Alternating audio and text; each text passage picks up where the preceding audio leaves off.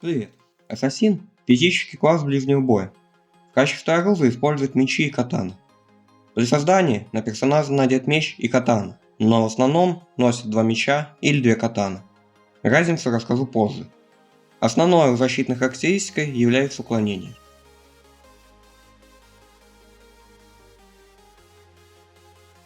На первых порах качаем все на автоматике.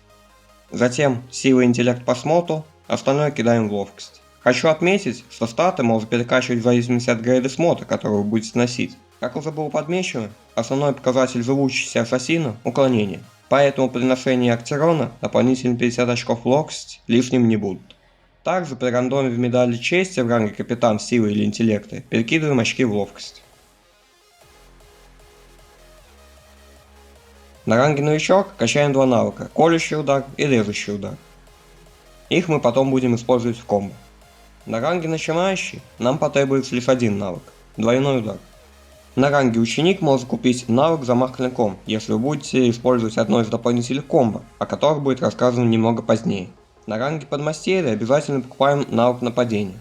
Возможно, вы уже замечали, что ассасины могут наложить молчание, то есть вы не сможете использовать какие-либо навыки. Размещаем его в любом удобном месте, чтобы успеть его прожать во время использования комбо. Также отсюда покупаем навык сильный пинок. Им можно с большого расстояния подлететь к цели. Далее поднимаем ранг адепт и отсюда устанавливаем роковое вмешательство. Он тоже будет использоваться в комбо. После того, как вы поднимете ранг магистр, устанавливаем навык удар молнии. Его мы используем в гуру комбо. На гуру активируем все три навыка. Все навыки качаем до 20 уровня.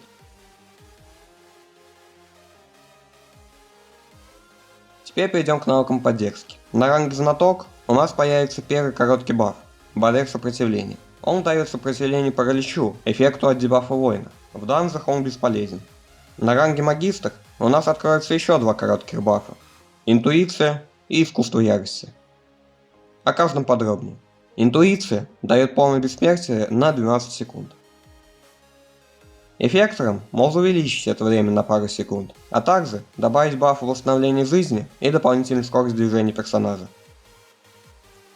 Искусство ярости упоминается в видео Николая про стату персонажа. Данный баф дает персонажу 3000 дополнительного урона. Эффектором можно увеличить его срок действия, увеличить дополнительный урон и получить пробивную способность.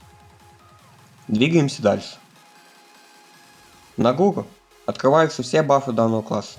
Для начала о дебафе Поле Страха. Как мы знаем, после обновления эпизод 28 Некромант, почти у всех классов, у которых была быстрая перезагрузка дебафов, она стала долгой. Ассасина здесь почти не затронули. У него изначально была весьма долгая перезагрузка. Однако, относительно других классов, она теперь побыстрее. Всего 120 секунд. Дебаф отнимает 174 защиты и 500 уклонения у врага. Пробуждение клинка дает дополнительную атаку и усиление физических навыков на 30 секунд. Блокировка проклятия дает неуязвимость к двум любым дебафам. Полезно для войны наций.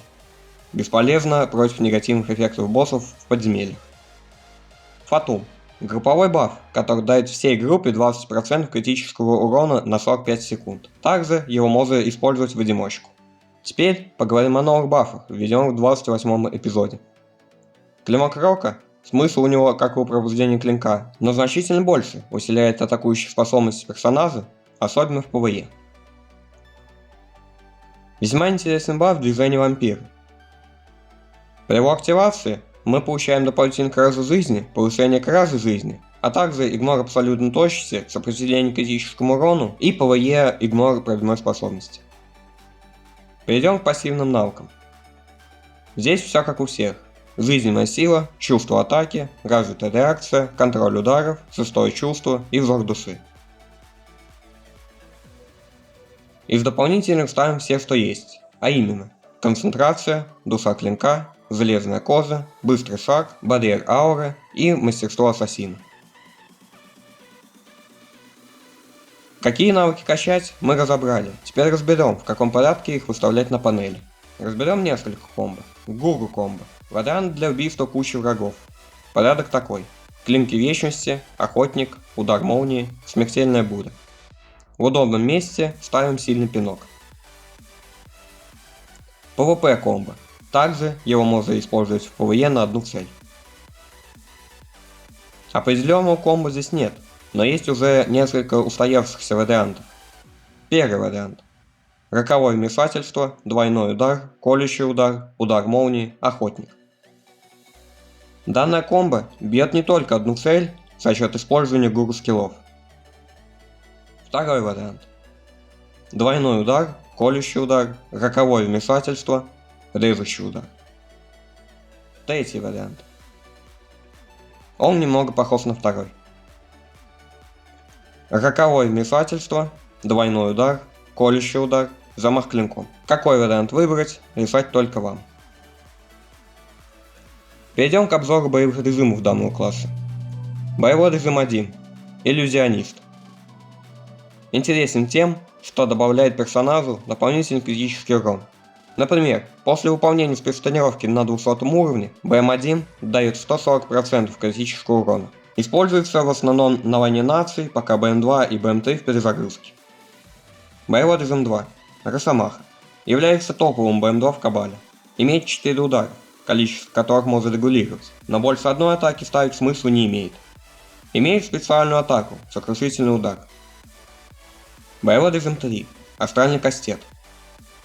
Один из худших БМ3 в игре за счет своего небольшого радиуса атаки. Также атаки А и Б в русской версии силы кастета и мощь кастета имеют разный радиус атаки. Так, у мощи кастета, атаки Б, он больше. Накрутки БМ3 вы видите у себя на экране.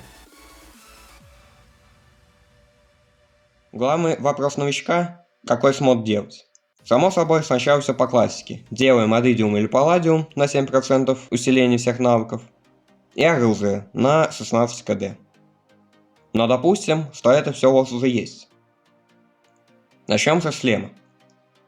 В отличие от других классов, ассасину проще сделать шлем почти полностью на шанс критического удара, поскольку нужно поднять минимум 70% максимально критического шанса.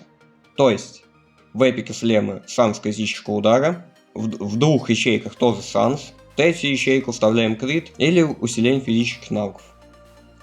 Оружие.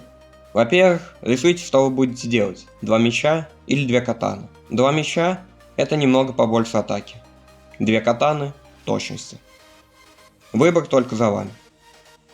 Если вы решили делать шлем, как было описано ранее, то оружие делаем следующим образом.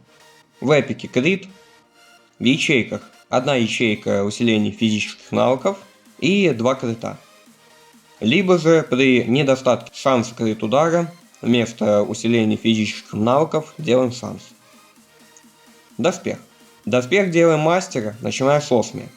От 7 до 10% усиления всех навыков и 2% максимальный критический шанс.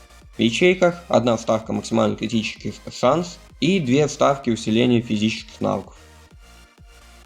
Перчатки. Делаем такие же, как и доспех. Ботинки. Полностью делаем на усиление физических навыков. Не обязательно мастер. На этом все. Если остались вопросы по ассасину, можете задать их в комментариях, мне в личку ВК или в Дискорде. Подписывайтесь на канал, чтобы не пропустить новые видео. Также вступайте в нашу группу ВК, вступайте в Дискорд. Все вы найдете в описании. Увидимся в Кабале.